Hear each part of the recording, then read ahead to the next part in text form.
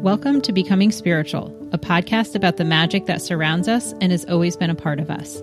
I'm your host, Heather Dolan, a passionate seeker dedicated to bringing together beautiful humans who are doing amazing things in this world. Together, we will explore healing modalities and practical spiritual practices that can enrich your everyday life. We will also hear stories of awakenings, many from people in the corporate world who have broken out of the spiritual closet. Wherever you are in your journey, know you have found a community of open-hearted individuals committed to making themselves and our world a better place. Welcome home. On today's episode, I sit down with 20-plus year yoga practitioner Kathleen McPhillips. Kathleen and I have such a beautiful conversation. If you can't feel the love coming out of this episode, I don't know what to say because Kathleen is such a light. She's been such a light in my life. I'm so grateful to have met her and have her teach all of us about what yoga is. And I'm not talking about the yoga that we see in fitness studios or online, or what we might see in magazines on the shelf where someone is doing some crazy pose. This is the yoga of thousands of year old traditions that Kathleen has studied and she is going to bring to us today. So I'm excited for you to hear all of the wisdom that she shares and the beautiful conversation that unfolds. But before we jump in, I just want to share a little bit more about Kathleen. So Kathleen is a body, mind, spirit, life master teacher, Reiki master, author, multidimensional healer, soul activation practitioner, and retreat facilitator. And she is all that and more. With 6 years of study at the Traditional School of Yoga and furthering her studies and certification in India, Kathleen has been teaching yoga privately and publicly for over 20 years. She has led yoga and spiritual retreats throughout the Hudson Valley and the Adirondack region, guiding and supporting men and women on their journey inward. For most of her adult life, friends, acquaintances, and strangers have sought her wisdom and guidance, honing her skills and life experience to be the master teacher that she is today. Kathleen is dedicated to helping humanity in the process of awakening and ascension. As we awaken to the realization that we are divine beings having a human experience, we embrace our power, brilliance, limitless potential, and extraordinary gifts. The inward journey is crucial to the awakening process. The collective has been so focused on their humanity that they've forgotten their divinity. By bringing forth the best version of ourselves, we can positively impact the world around us and work towards creating a heart-centered collective focused on love, light, and peace, one person at a time. Connect with Kathleen to light the spark of your journey in happiness. And that's exactly how I would describe Kathleen. So let's start the conversation and learn more about the work that Kathleen's doing in yoga. And we will share all the links as to how you can find Kathleen in the world and honor the work that she's doing. Thanks for listening. So welcome, Kathleen, to Becoming Spiritual. Thank you for having me. I'm so happy to have you here. And I feel like this conversation has been a while coming, but we needed the right time and the right container. I think, as we were just talking about from an energetic perspective, this feels like it because I think humanity needs all the help we can get these days.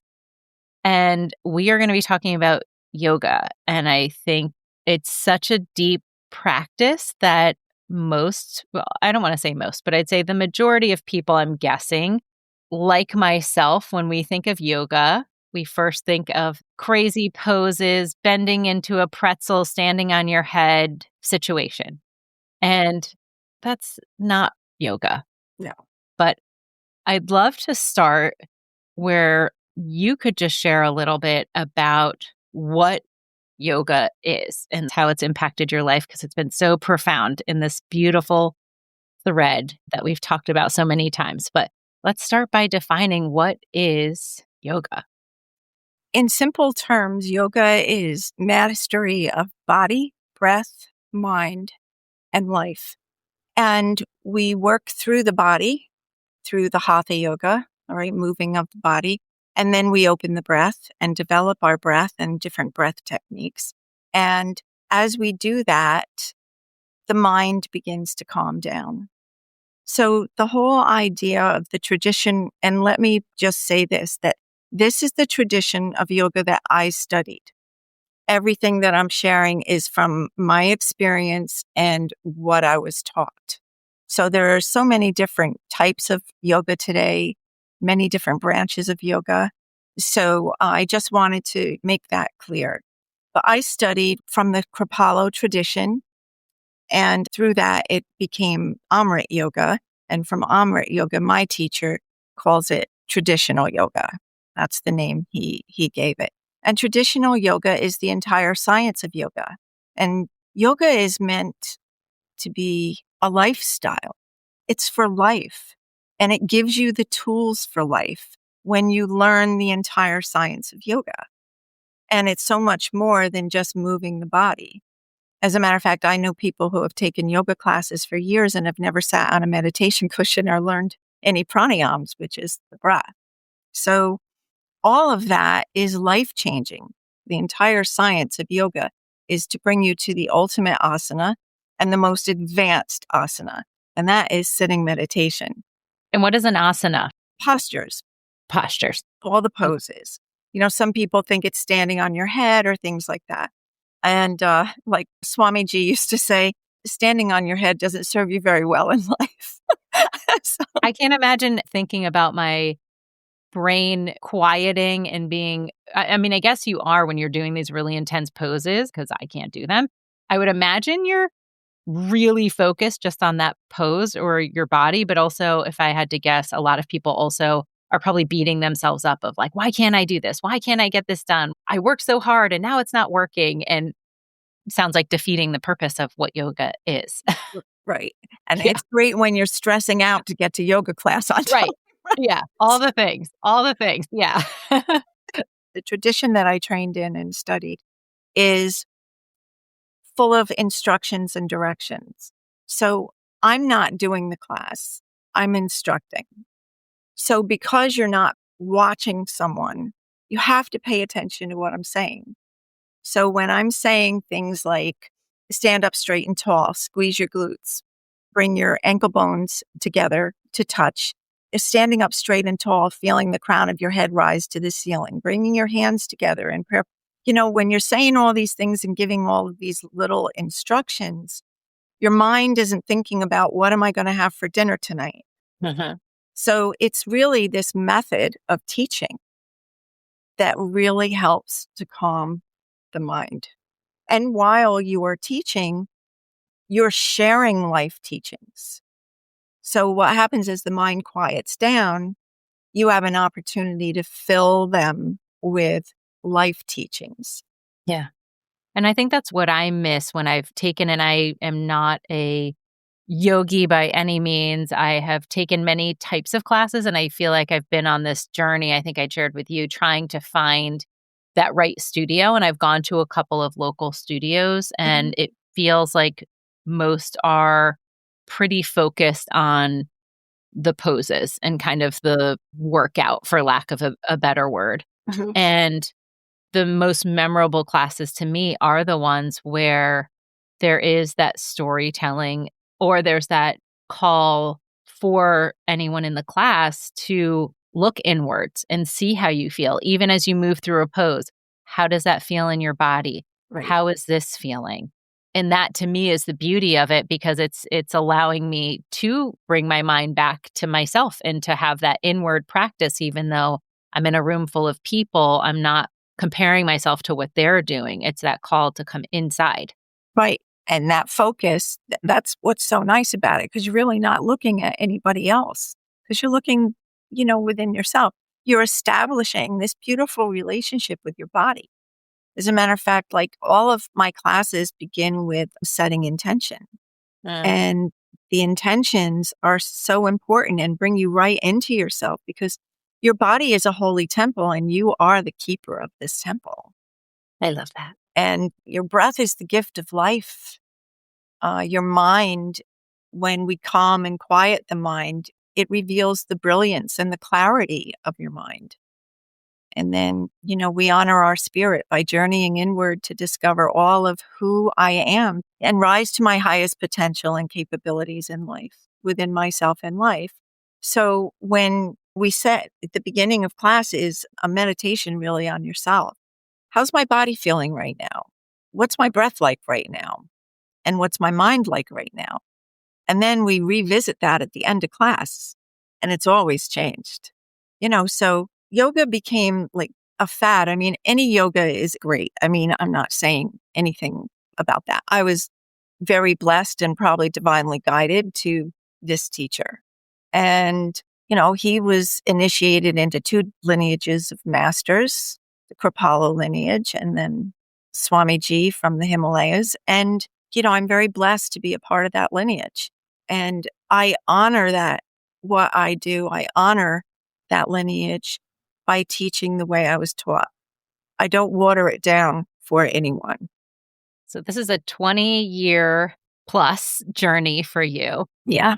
So I'd love to know for you, because I think this really helps capture the essence of this conversation of what is yoga meant for you and brought to your life. Yoga has saved my life. It has healed my life. First, it changed my life. It healed my life. And it has saved my life. And it continues to save my life. Because I have so much clarity, at this point in my life about what rings true for me and what is right for me. I've made decisions, health-wise that other people probably would find very, very difficult to even, think of, like having had cancer. And I was given an incurable cancer diagnosis 7 years ago. And the first thing I said to the doctors was, I don't believe in those words. I never have and I never will. And really, they shouldn't ever say that to anybody. But, but anyway, Yeah. Wait, hold on. Because I know everyone's going to say, wait, what? Like, what happened? How are you still 7 years later still here? So wait, let's put a pin there for a second, but tell us just about that journey. Okay. So I was given the diagnosis of, first of all, for 6 months, I went to the doctor saying something's wrong. I knew that I was getting these like just subtle feelings in my body. And I went to the doctors several times. They did different tests and they said, nothing's going on. Everything looks good. And I'm like, something's wrong. Did you know that because you were so connected through yoga to your body? You knew that something was off because you knew yourself so well. Yes, absolutely. I was getting this burning pain in my back and I went to the doctor, to a neurologist, and I said, I really wish you would order an MRI. And she said, well, I don't typically order MRIs because my patient tells me to. And I said, but I've had back issues since I was 13 years old. Something's going on. So it's that test that revealed that I had multiple myeloma. And it was pretty far gone. I had it in throughout my vertebrae. Several of my ribs were fractured and had lesions. And then my hip, my pelvis, my femur all had, tumors or lesions or whatever. So I did my research and I realized, well, I'm going to have to go Western medicine because I don't do pharmaceuticals. Mm-hmm. So I had to do it. So I went through 6 months of chemo and then I had a stem cell transplant. But I also know the power of the mind through the practice of yoga. So what I did was I made these affirmations about that box of poison that I knew I had to take every day. And I directed it. I said, you will only heal this body. You will not bring harm to the body. And even when I went in for the stem cell transplant, my room looked like a temple. I had, my crystals. I had my ascended masters. I just went into it with this knowing that I had a certain amount of power over it all. Mm-hmm. And I knew I wasn't going to die from it. And so I was in the hospital for a month for the stem cell transplant. And when I went for my 3-month check afterwards, they told me, we don't see any signs of cancer. I said, great. And then they said, now you have to do maintenance. And I said, what does that mean? No, you have to take chemo for the rest of your life. I said, no, I'm not doing that. And it exhausted me fighting with this doctor. Yeah. because they don't like that. Yeah. So it took me 2 weeks to recover from that episode of having to stand up for myself. And then I went to a whole foods plant-based diet. I followed people like Chris Wark and Chris Carr, of course. And I found a functional medicine doctor and never looked Here back. you are. Here I am. Yeah. So cancer completely gone after that treatment that you did, and then Yeah, I don't even go anymore because it's like, I know when something's off in my body, and if something's off in my body, I'll go. But no, I'm good. wow, that's so amazing. Yeah, I really took the practice into my life because I was so desperate when I did walk into that yoga studio. I'd had that drop foot. I have nerve damage in my left leg. So my foot just kind of hangs like this from my bottom of my leg. So I have to wear a brace all the time in order to walk and all that stuff. So when I went to the yoga studio at that point, I was a mess. I was on all different kinds of medication and my life was a mess. I was a mess. And that first class, I felt like I breathed life into my body and my being for the first time. And once again, I never looked back. And what brought you to that studio? 3 different people, within months prior recommended that I try yoga because, I was always pretty fit. And this whole thing with the leg and the foot, I completely lost my mojo, my sense of self. I had a really good job in a really great company, that had a company jet and everything else. You know what I mean? It's like I couldn't dress like that anymore. I couldn't wear heels. There was so many things that I couldn't do. And as a matter of fact, that's what I said to Raj Yogi when I went into the yoga school because he interviewed everybody to be a part of the school. And I was telling him everything I couldn't do. And he kind of looked at me and he said, well, why don't we focus on what you can do? And it's like a light bulb went off. I was like, wow, I didn't even, who knew? Yep. And I saw that actually in reading the chapters in your book of, turning that can't, and him saying that to you. And even just how powerful that is of how we create our reality and telling ourselves that we can't do all these things, to have someone just even in that short, almost intervention to say, here's what we can do. Yeah. And sitting down, whether that's on a cushion or on a yoga mat or being able to do child's pose, whatever that might be, whatever that might look like. I mean, what a beautiful gift. Yeah. And he was constantly teaching about life while he was teaching the classes that I was in. And because I struggled so much with the physical, I was absorbing everything that he was teaching. I described it in the book. It was like I was a dry, parched sponge and he was the water. I just took it on and like I said, I've never looked back. It has been the greatest gift and the greatest blessing of my life. It has healed me and it has awakened me, and that's why I continue to teach because I know the power of it. Yeah, and you're sharing that gift. I'm wondering if you could share the story also of the kind of divine intervention that led you there as well with the hospital visit you received. So way before yoga, when I was hobbling around with my drop foot and my big clunky brace and everything, I was a volunteer at the hospital. And at the time, I was really immersed in my Catholicism. So I was a Eucharistic minister as well. And whenever I went into a hospital room, I always spent time with both patients. It didn't matter to me if one was a Catholic. It was just an opportunity to bring some love and some light and just some compassion to the other person. So I went to walk in this one room and there was one name on there. So it was a woman. So I went in to see her. But in the other patient bed, there was an old man and he was sitting up. So I did my thing with the woman and, really gave her love and blessings. And then I walked over to him and he was Indian. I walked over to him. I wasn't even sure he could speak English. And I smiled and he looked up at me and I took his hands in mine and I held his hands and before I could say anything, he looked at me and he said, "You have the heart of Christ." And I just looked at him and he said, "Do you know what that means?" And, I nodded yes. And he just looked at me and held my hands, and that was pretty much it.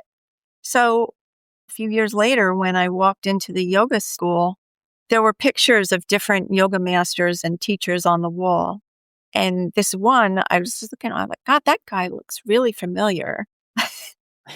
And it turns out, and I had journaled about that moment with that man. Mhm. And when I finally realized that that guy looked like the one I saw in the hospital, he's the yogi that lived in the Himalayas for most of his life. And he came into the United States to see my teacher. I know that's why he came, just was to see my teacher and give him a blessing. As a matter of fact, that's the picture right there. That's them. He's blessing him. And, I said, that man, I said, I saw him in the hospital. And so I went and pulled my journal out, and it turned out that, yeah, he wasn't even here in the States then. He had gone back to India to die, basically. And Raj Yogi said, "You received a visitation." So it was really, it was beautiful. It was a beautiful moment. And, our hearts and our expressions of love are it's the universal language. Mhm.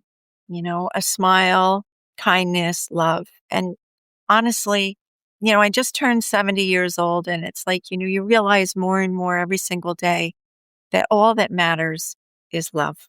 Yeah. Be love and just love. And, really, it's important at this time that humanity is in right now is for everyone to really focus on themselves. Yeah. Focus on bringing the best version of yourself to life. It doesn't mean stick your head in the sand about world events and stuff, but it's about looking within yourself, being the best version of yourself. And that's what changes the world, not yelling on a street corner or getting angry because someone thinks differently from you, because we're all the same. We're all connected, and it's just love. And when we love, it actually changes our a huge part of our energetic field just expands more and more and more with love.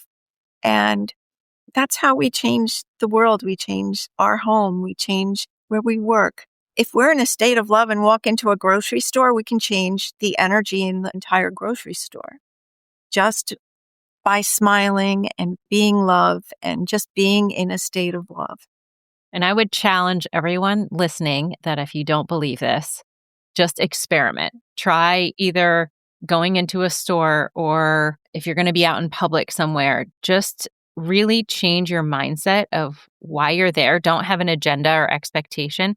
Just be in the space of presence and love, which it might take some people a while to figure out how to get there, Mhm. but just feeling love and gratitude, like start with gratitude of being so grateful of like, gosh, I get to be in this room. I have a car that I could drive to get here. I have a home that I can return to.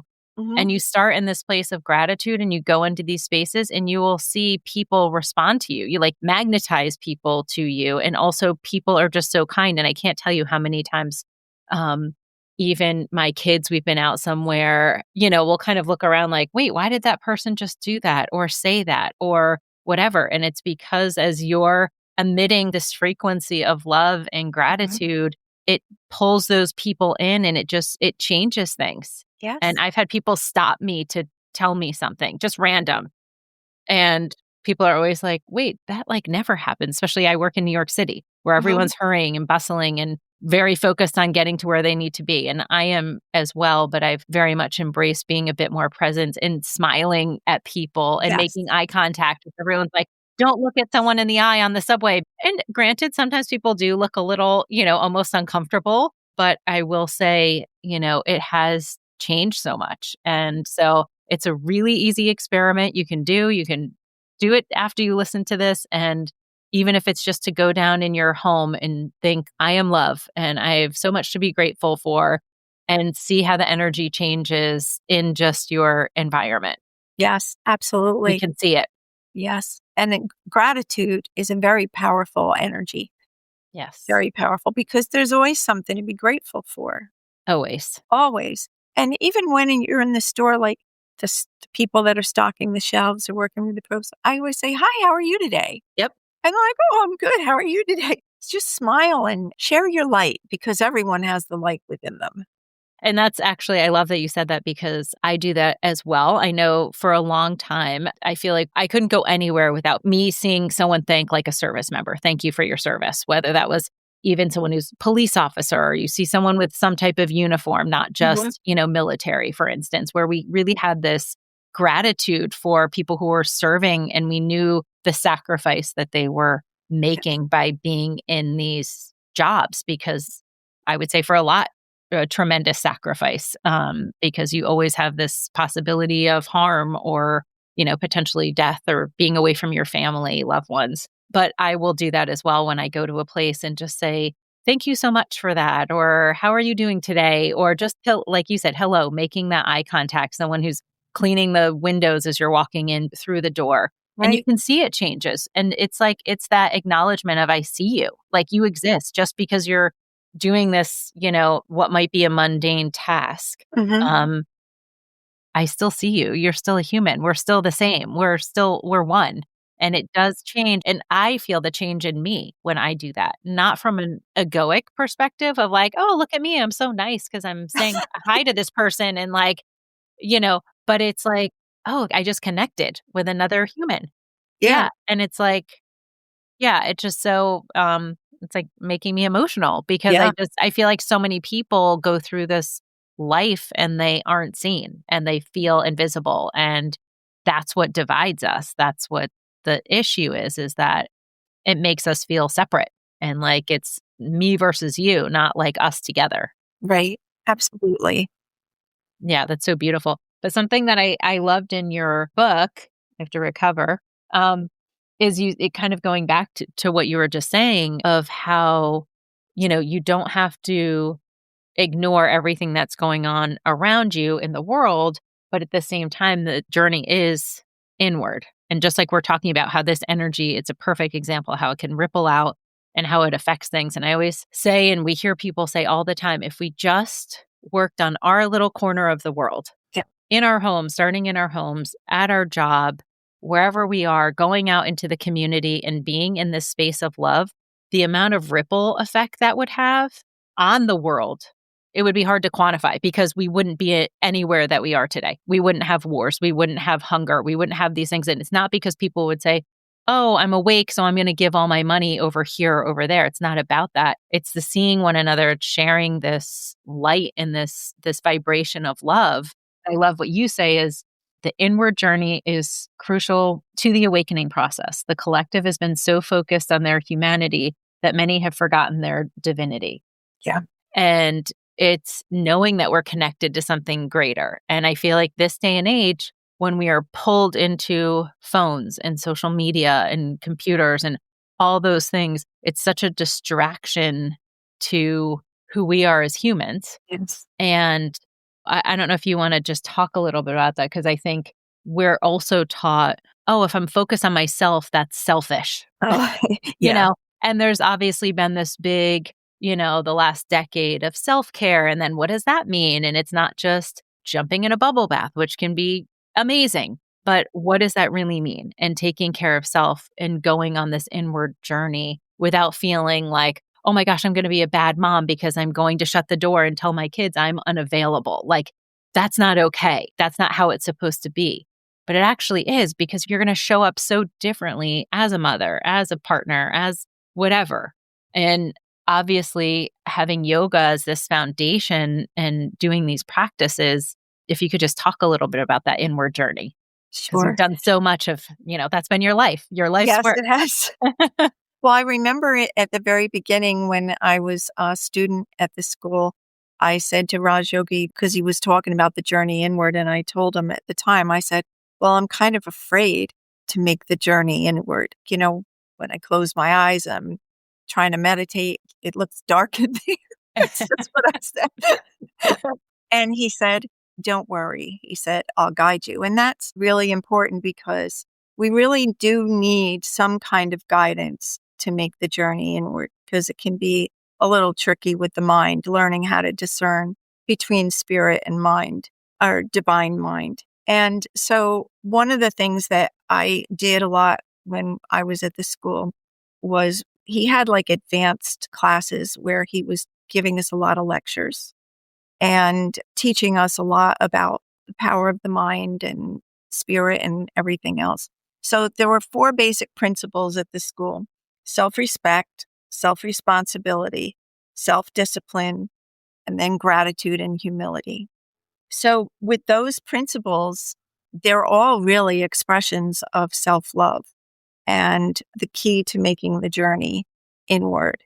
He also gave us a lot of self-study questions, and in yoga, it's called swadhyaya.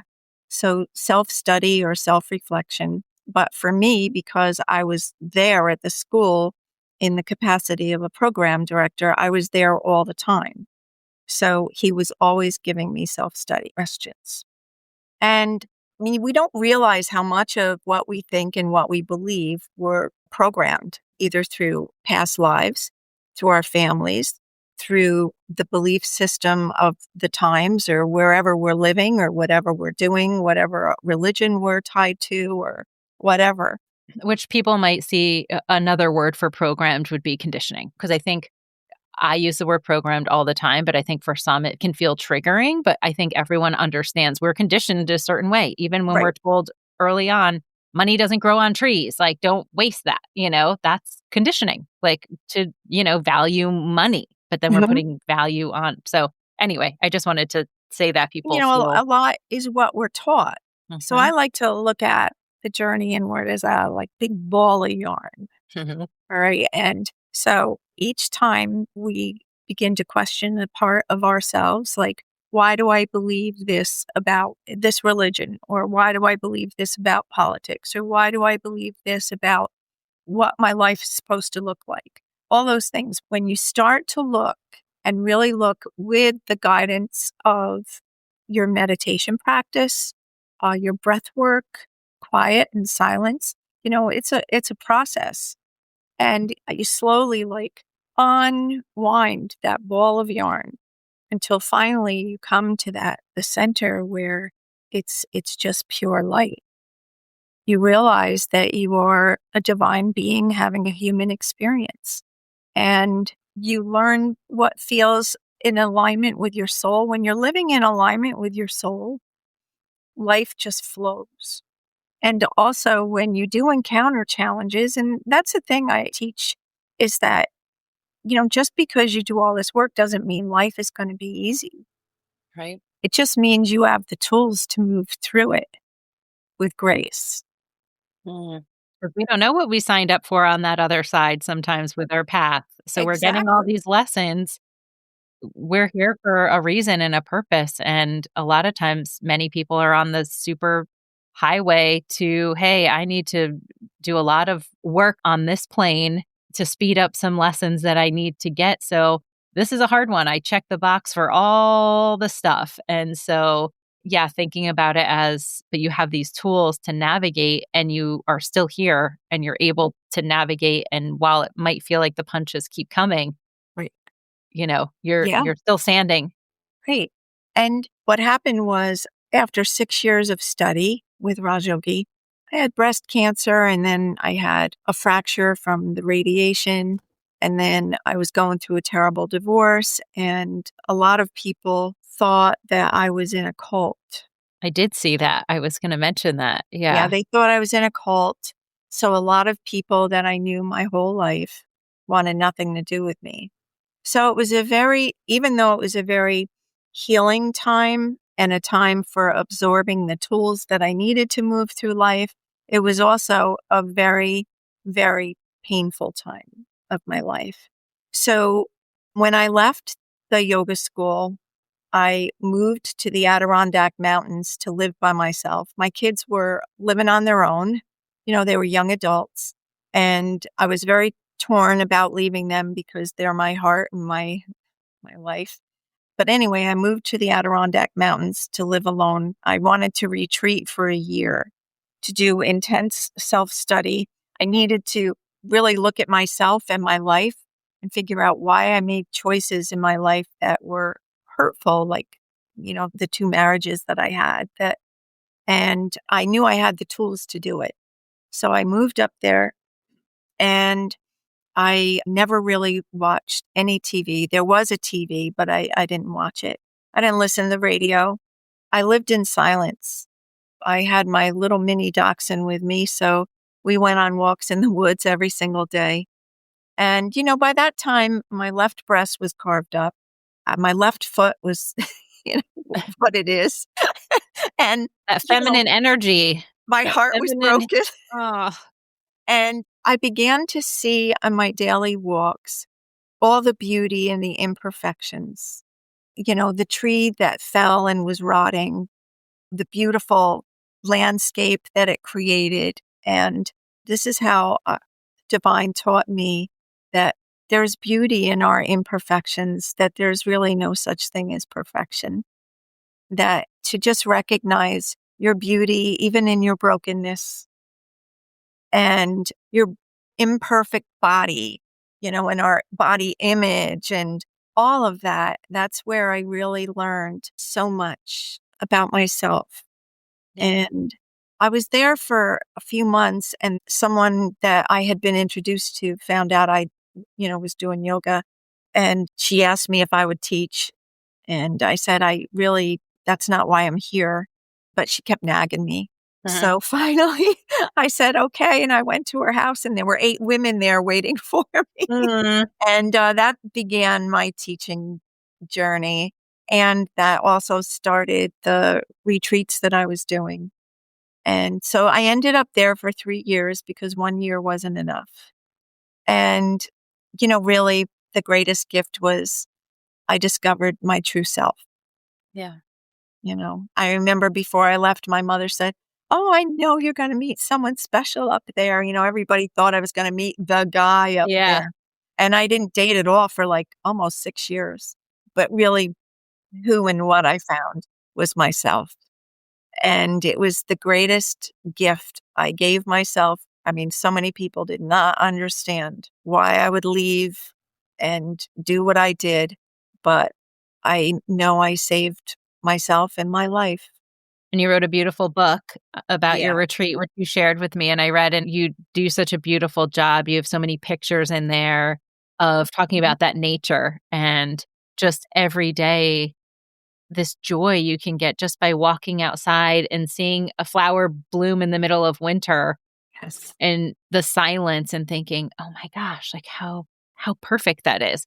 And you're Yeah. not looking at, oh, well, this leaf over here is drooping a little bit, or that's crooked, or whatever it is. It's just Mhm. the beauty and appreciating that. And it's each page is, I guess, your love story to yourself of, Yeah. all these things that we can see all this magic around us if we just give ourselves a moment to take that step back and actually use our eyes to see it and not focus on all of the imperfections. Right. Right. Right. And I developed such a keen awareness of myself, my spirit, my mind. I even had like a keen awareness of the little spirits in the woods. Mm. There were moments when I could just feel them because I really lived in silence. And silence isn't very silent, I have to say, Yeah. when you're living in the woods. Nature is Nature is loud. loud. Yeah. Yeah, yeah. But it fortified me for the rest of my life. Yeah. And it was a treasure, really, Yeah. those years. And, I think that when we take good care of ourselves, we're teaching our children that it's okay to do that. Yeah. And that it's no different than the stewardess on the airplane.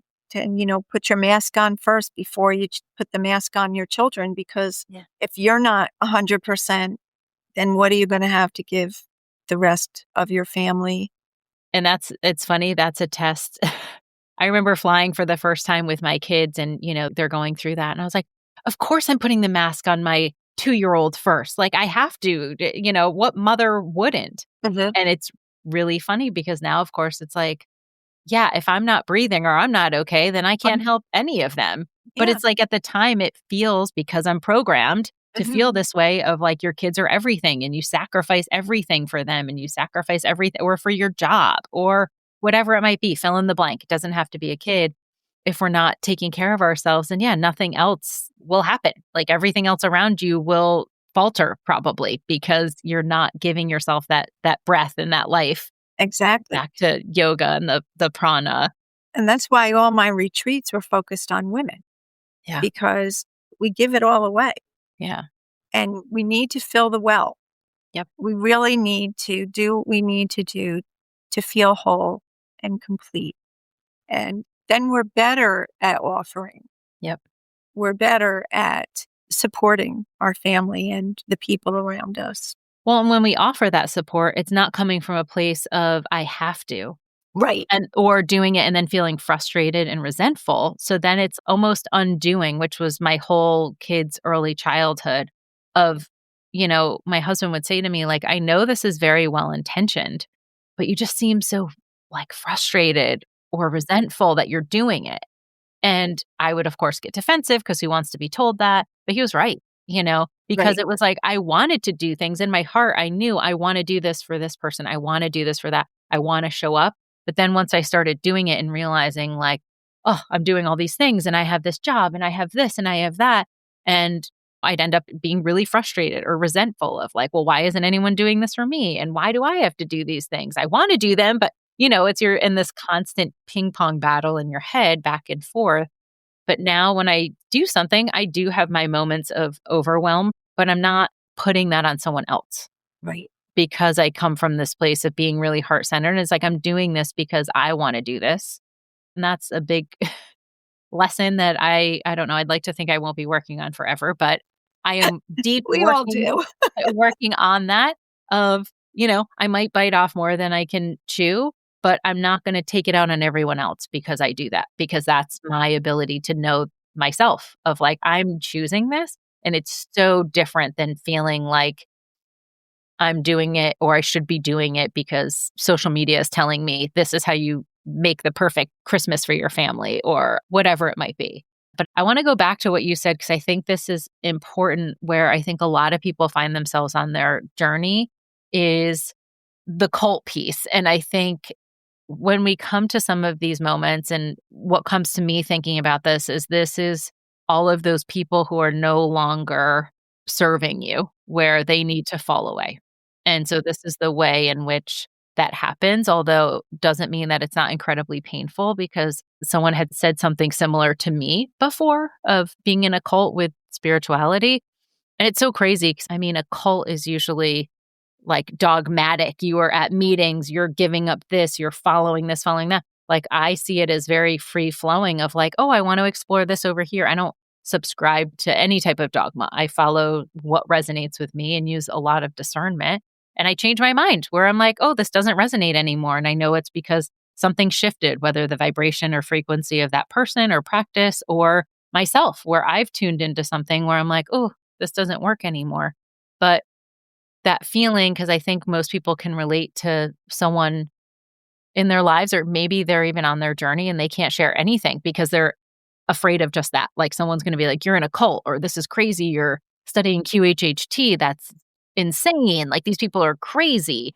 So just spending a minute on that, of that journey, and knowing that if maybe this is, your experience as someone's listening, how you reflect on that. If it's similar of just, yeah, that was the natural, maybe natural, unnatural, like kind of painful way of just the people who are not meant for you anymore leaving.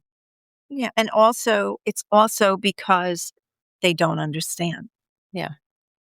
Because I remember Raj Yogi saying to me, your body is healing. Look at you. You're healing yourself in your life. How can anybody not be happy for you? Yeah. So a lot of it is because they didn't understand what I was doing. And because I was stepping outside of the box that other people had me in. Yeah. Especially with a religious tie, I'm sure. Yeah. And people you grew up with, friends that you knew your whole life. And you realize that your friendship is based on what they think that you should be doing and how you should be living and what you should be believing. And that's, I really find that that's the biggest thing. Some people still think that yoga is evil or occult. And, as mainstream as it is today, it's just because they don't understand it and they haven't really taken the steps to try to understand it. And that's okay. But like you said, as our energy changes, people in our lives will fall away, and that's okay. You just bless them and let them be on their way. I love you say, bless them, change me, right? Yeah, exactly. That's the saying. Yep, that's it. Bless them, change me. And you just let it go. Everyone that comes into our life is meant to teach us something. And some people are meant to stay in our life for this lifetime and perhaps lifetimes, and others just to come in to do their work and then they leave. And that's really a healthy way of looking at it. Like, what did I learn from this experience? That, well, some friendships are conditional. Yeah. It's okay. Yeah. And also, what have I learned from that? That I don't want to be that kind of friend. Yep. It's interesting when you're saying, yoga, thinking about this like thousands of year old practice being a cult. We don't look at people who work out or train for a marathon as in a cult. If you're running with a running group 4 days a week and it's like, that's a cult. Uh-huh. But if you think about people who get addicted to exercise and have an unhealthy relationship with their body and might get really obsessed, but it's funny, that wouldn't be something that the first time if you were telling them, I'm training for this or training for that, it'd be like, okay, that's acceptable. But if you Right. say I'm training for life, I'm using this practice to literally hone my body to be able to operate in this earth frequency that I am in, it's like, that's weird. Because it has the spiritual aspect to it. Yeah. Yeah. And it doesn't matter what religion you are in or you believe, what religious path that you are on. The practice of yoga will always enhance that. It'll make it better because it just brings you to your heart and your soul.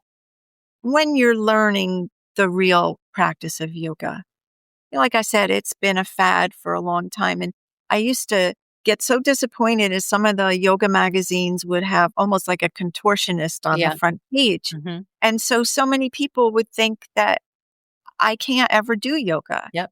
And I think one of the reasons why so many people, because I ended up with over 100 students up there in the Adirondacks between the three little towns that I lived in, that because I had this drop foot and I've had these things in my life, I've always shared that stuff, things about my life with my students because I'm no different than you. And this is what it does for me. This is how it helps me move through life. Yeah. And I was even a part of Creative Healing Connections was a special retreat that was done each year up in the Great Camp Sagamore for women that were suffering from chronic illness, like cancer and chronic illness. So I volunteered to be the yoga teacher up there. So I had a room, a small room of women that were on oxygen. There was a couple on oxygen and a couple in wheelchairs. And I taught them yoga. Now, they couldn't stand up or anything like that, but I had them just take a breath in when they stretched their fingers and then release on their exhale. Open with the breath and release. Open and just getting them to breathe and just move what little body parts they could. They cried because the breath gave them life. So that's yoga. You don't have to be standing on your head, or I still can't stand on Yeah. one leg because of Or have fancy clothes or No. expensive mat No. Yeah. It's not that. It's about giving you the tools to live the best possible life and to be the best possible version of yourself and to recognize that you are, the Sanskrit term for yoga is yuj, Y-U-J, and that means union. So when we open the body, we open and develop the breath, we calm and quiet the mind. We're recognizing this union of the body, the breath, the mind, the spirit. And when you find that within yourself, then you realize that you are truly one with all and everything. And that is the real purpose of the practice of yoga. And if there was ever a time in this universe and with humanity that we need to learn that, it's now.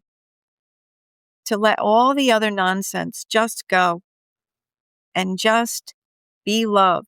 Go within, discover that beautiful, infinite light within you that can never be distinguished. It just gets covered up by the layers of life, that ball of yarn. And to just bring that to your own little corner of the world. And sometimes I like to visualize, being high above planet Earth. And I do this meditation with my students sometimes.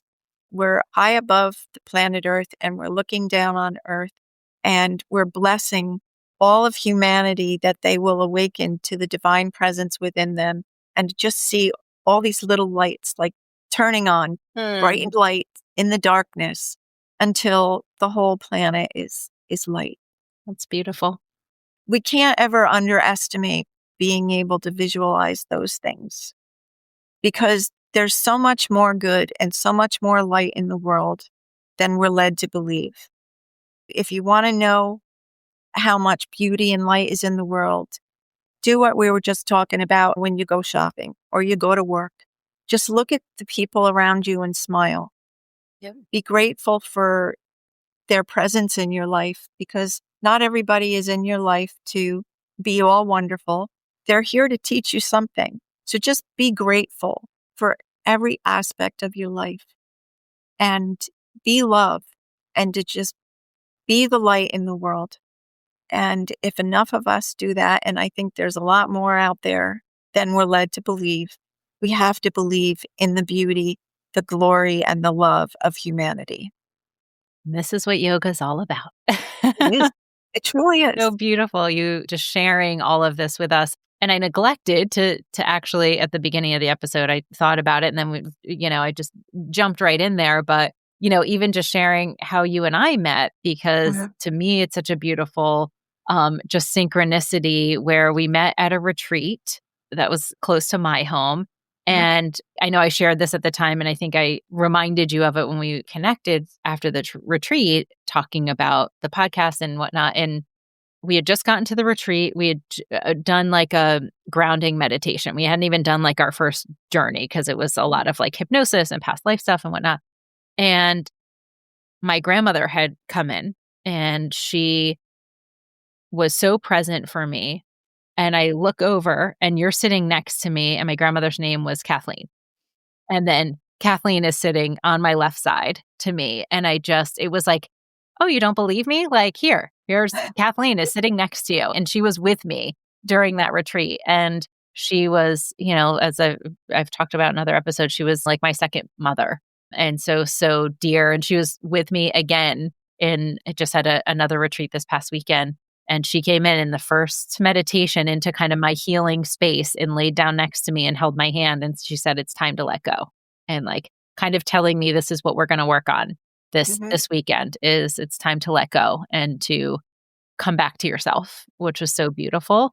And I just remember thinking like, oh my gosh, how beautifully the universe places people in our path to remind us, whether that's ancestors or lessons. And when I looked around the room, the lessons that came up for me, I started seeing, I think there were about a dozen people that had names of things that came up for me during the retreat.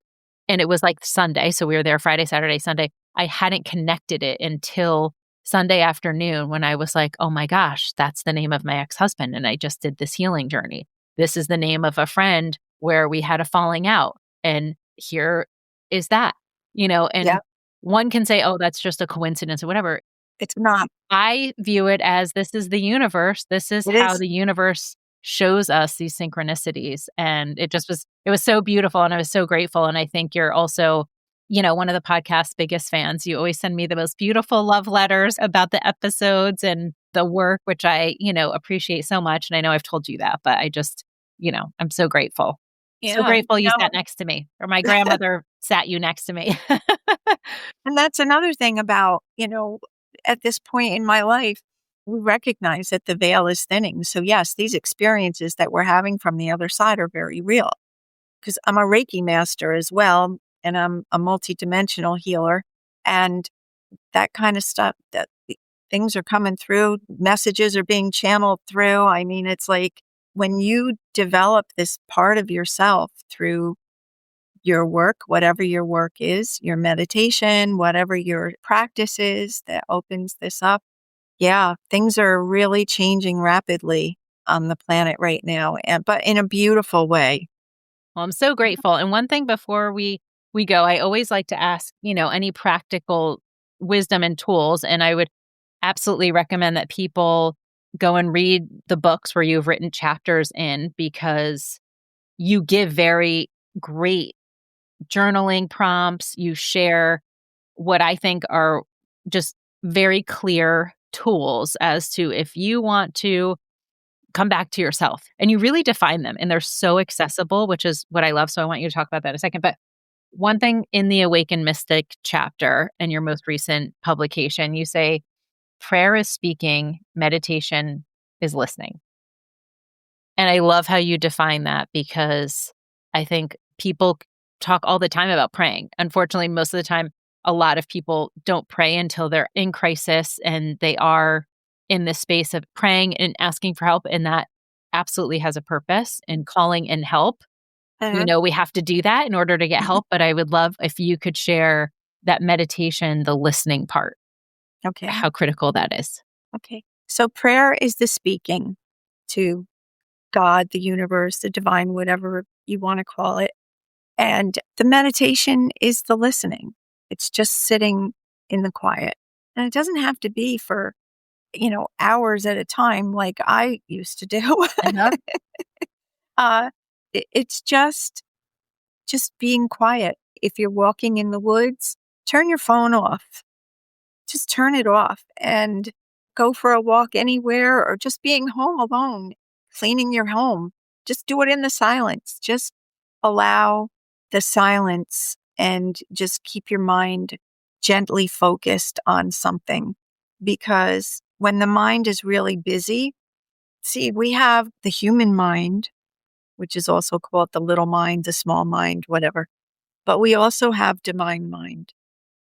And the human mind is always so busy that the divine mind is very quiet. It's very subtle. It's a whisper. I even wrote about it. It's called Whispers of the Soul. And it's just very, very quiet. It's very subtle. So sometimes you'll find that your answers will come in the shower Mm-hmm. or when you're driving. Yep. Because you're really not having to think too much because you're taking a shower. Yep. And then your answers will come. But answers can come through other people as well. So most people can't just sit and meditate. There's a process to getting there. And they find it frustrating because their mind is thinking. But the mind, yeah, that's what it does. Because you're forcing it in that moment Yeah. inorganically many times to say, okay, you can't have any thoughts. So of course, then you have a million. The easiest thing to do is to just focus on your breath. Yep. So what I teach is called rhythmic breathing. So on your inhale, let's say you inhale to the count of 3, then hold your breath to the count of 3 and exhale to the count of 3. Inhale to the count of 3, hold your breath for the count of 3, exhale to the count of 3. Just get into that rhythm, and the mind is focused on the breath and the counting. So it's not thinking a million different things. Yeah. It's just a very simple, easy way to focus. And the breath will always bring you home to yourself. Yeah. The breath is the gift of life. It's something we always have with us. That's what I tell Sophie all the time when she Exactly. starts to panic. And I try to tell her friends when they're feeling anxious of just, no one has to know you're doing it even. but just focus on your breath, try and tune everything out and just take a couple of deep breaths to recenter yourself, connect back to yourself. Yeah. And you'll feel okay. Yeah, because usually when you're anxious, your breath is very shallow. Yep. It just goes right here. So just learning how to breathe into the belly is a great thing. Yeah. And I love what you say in the book about meditation, because in my meditation episode with Emily, we talk about meditation can be, just going out for a walk. People meditate when they're running, where they get in this zone, they call it the zone, where you feel like you can go forever and you're not listening to music. You're just so in touch with your body and the environment around you that it's like you're invincible. Like you can just keep going because you're so tapped in, and everyone wants to get to that place. But you really have to be it's just presence. It's not a secret. It's giving yourself that quiet and just being able to be so present. Yeah. And speaking of present, if you want to practice being present, let's say you're washing the dishes, just bring your attention to the temperature of the water, maybe the soap suds, what it feels like to touch each dish. What are your feet standing on? What is the temperature in the room like? Just bringing your whole focus into the present moment is another form of meditation. I actually find washing dishes very relaxing. I like accomplishing something too, not going to lie, but I don't most of the time. Like I know a lot of times my husband or daughter, if they're doing them, they'll put on a show and it's kind of like, oh, we can watch a show while we're doing this. But I really enjoy, and people think it's weird. Sometimes if I'm stressed, I'll do dishes. And I guess that's why, because I never really thought about it. I just knew that it worked, where I'll clean dishes and I'm just like, oh, well, I think I accomplished something. So that's why I feel less stressed. But I'm just watching me clean. I'm watching the water and the soap, and it sounds so ridiculous, but it really is soothing for me. So it's just thinking about that. Everyone go do some dishes and chill out.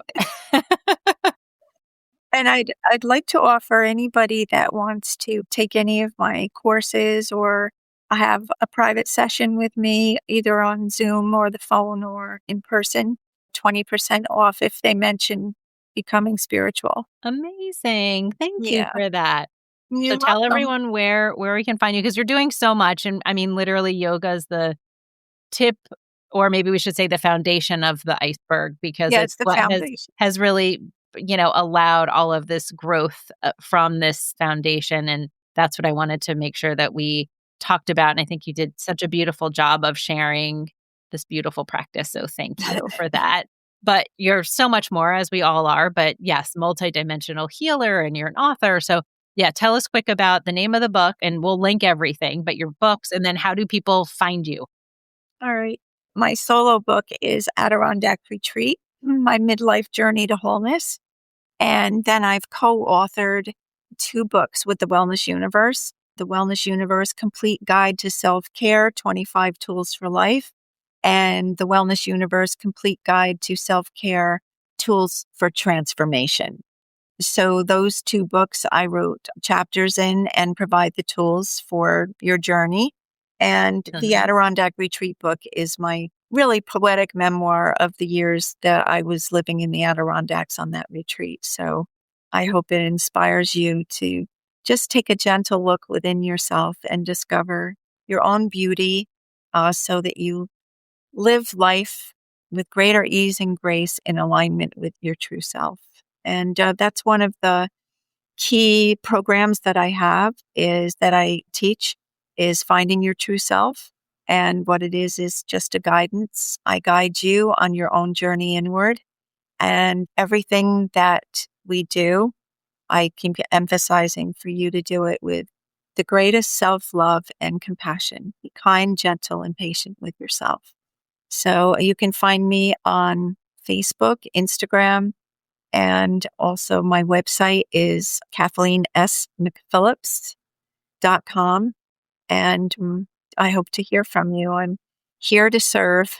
That's my purpose. Oh, thank you. And you do it so beautifully. So on that, thank you. We're going to put all the links so everyone can find you and see the work that you're doing. And just learn from your journey of over 20 years doing this work, and just so grateful you're putting that out in the world. So thank you, Kathleen. Thank you. I love you dearly. Yes, I love you too. And thank you everyone for joining. There's no way that you're leaving this episode without feeling something, wanting to do a deeper practice.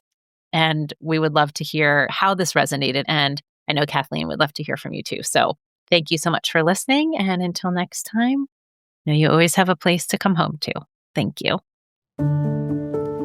Thank you so much for taking time out of your precious day to listen to our podcast. If this episode resonated with you, we would love for you to share it with someone you love.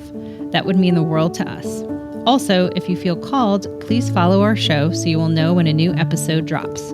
If you want to go one step further, you can even rate this episode, as it allows our podcast to find its way to others.